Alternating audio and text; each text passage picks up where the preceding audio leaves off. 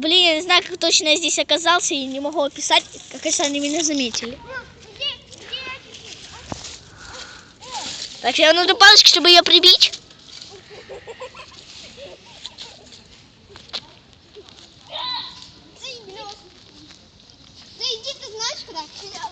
Хрясь! О, черт, ей пофиг.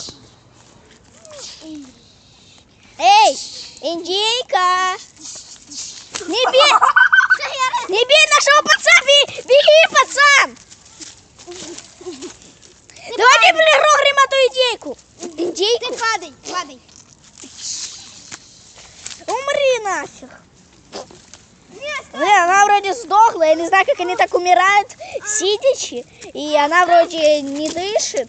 И я ее сейчас нахер отрежу ей бошку и... Ваталити! Все, как видите, я ей отрезал бошку. Показать. С вами была Вероника. И Виталик. Факи, кулаки. Я Дима! Всем пока, до новых встреч!